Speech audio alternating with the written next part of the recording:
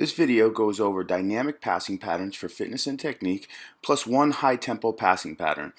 So in this pattern you could see we use rings, we use some sticks, and we use some poles to incorporate fitness type activities into a passing pattern. So as you see here, the first player goes very fast through the sticks. This is a more powerful movement in the rings. There you can see the rings. Through the red sticks, the coaching sticks that are up there, quick little sidestepping through the poles. Whatever you want to do in terms of fitness, whatever you're working on, whether it's speed ladders, whether it's multi-directional movements, you can set up in the concept of a passing pattern. Again, as you see the players move through the pattern, go through the fitness, and in this next pattern what you're seeing is a speed pattern. Players are going to start on one color.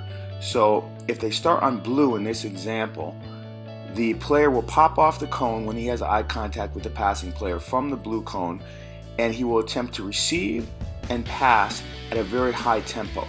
So it will be receive, pass without taking little steps in between, and this, as you see, receive, you took too many steps in between there. Receive, pass, that was good. Receive, pass. Receive, again, too many steps. That's perfect. You received and passed in that example right there. You come off.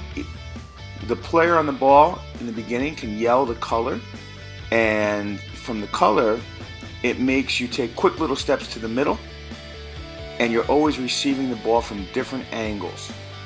You have 4 different angles you could receive the ball from, and it's a good rhythm, pop pop.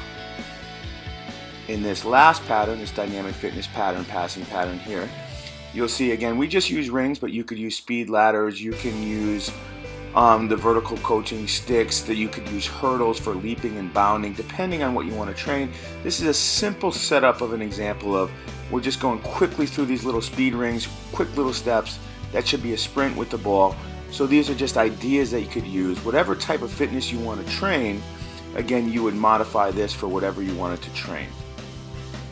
So as a review, in this video you saw passing patterns. It can be customized for a technique, for specializing for what kind of fitness you want to put into them. You can add layers to it, so it's a cognitive activity as well. And passing patterns are always good for coordinated movement that would happen on the field. And that speed passing exercise is one that can be varied in many different ways. The speed passing exercise is to get you so you play at a very high tempo with no wasted movement. So when you are in a game and you have really tight pressure on you, you're able to counter that high pressure with quick ball movement.